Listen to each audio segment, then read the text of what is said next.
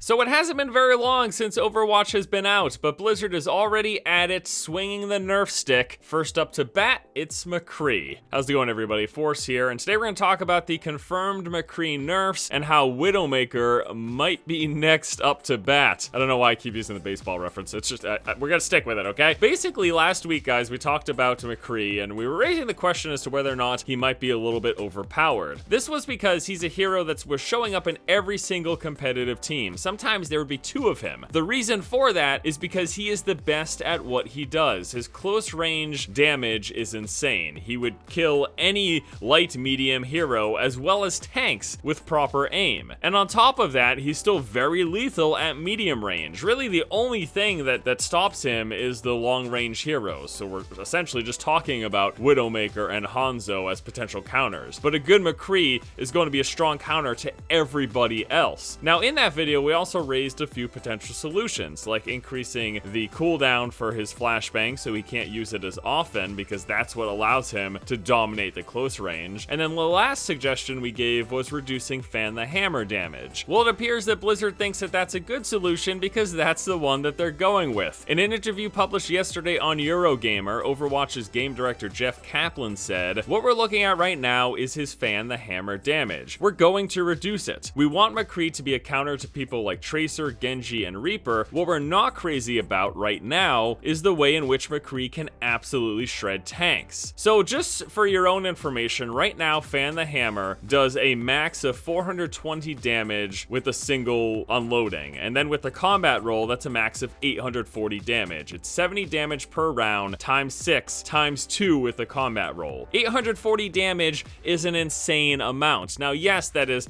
hinging on the fact that you're hitting all of your shots, which probably most people besides pro players won't be doing, but that's still an insane amount of damage. In fact, even let's say you only hit 4 out of the 6 shots with each Fan the Hammer, that's still 280 damage, and then with the combat roll, 560 damage, which has you killing anyone in the game but Roadhog, who has 600 health. I mean, that's insane. So I was thinking maybe a possible change was them to change it from 70 per round to maybe 50. If you're hitting all of your shots, that's 300 damage per Fan the Hammer, 600 with the combat roll, which would still have you kill everyone in the game, but it would require perfect aim, hitting of all 6 shots, which again, most people aren't going to do. You know, when I think back on it in our video last week and what Blizzard has officially come out and said they're going to do now, this change makes sense. It keeps him strong at his intended role, but it stops him from dominating everyone in the game, basically but Widowmaker and Hanzo. And he still dominates Widowmaker and Hanzo if he can get close to them, but you know, if you're a good Widowmaker or Hanzo, you probably won't let McCree get close to you. So it's good. I think this is a good change. I'm glad Blizzard is doing it. I do hope, as we mentioned in our last video, that this isn't just them listening to community feedback. Well, I think that's important. I think it's more important that they look at the numbers. I really hope McCree was just having an insanely strong showing, a high win percentage, showing up in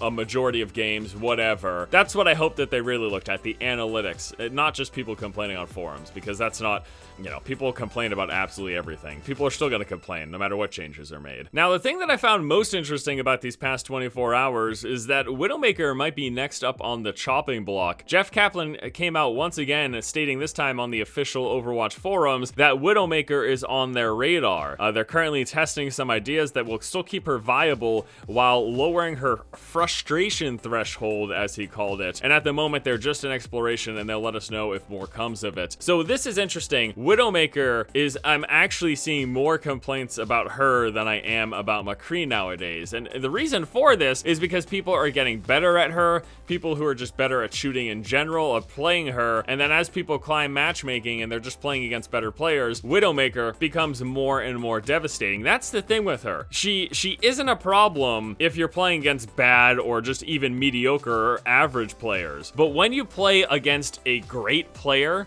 someone who hits most of their shots, she is a nightmare. She is devastating. Literally, I've seen Widowmakers alone win matches. I used to think that Overwatch wasn't a game that as an individual character you could carry. I take that back now. After seeing good Widowmakers, they are insane. And it seems that the only thing that's capable of countering a good Widowmaker is another good Widowmaker. We can talk about things like Winston or Tracer, but a good team's gonna stop Winston and Tracer from getting anywhere near that Widowmaker. So it's interesting that he mentions that this is a problem, because I'm starting to feel like, yeah, man. But it's weird, because for a majority of the player base, Widowmaker won't be a problem. It's only going to be at that top tier where people are going to have a hard time with her. So I'm going to be interested to see if and when they do anything about her. Now, one last thing I want to mention too is that it was also mentioned in that Eurogamer article that these hero changes would be hitting all platforms at the same time. Now, the reason that's interesting is because not so long ago, they talked about how they're going to be balancing PC and console differently. So the fact that the hero changes, like the McCree one that we know is coming to fan the hammer, will be coming to console and PC, that makes me wonder, how are they balancing them separately? Clearly, it's not with these major sweeping hero changes. Maybe it's just with the fine-tuning of certain values. All right, guys, that is going to do it for me here today. Thanks so much for checking this video out. Hope you all enjoyed it. What do you think about the now planned and confirmed McCree changes? And also, what are your thoughts on potential changes to Widowmaker? Thanks, guys, so much for watching. Hope you all have a fantastic afternoon, and until next time, I'll see you later.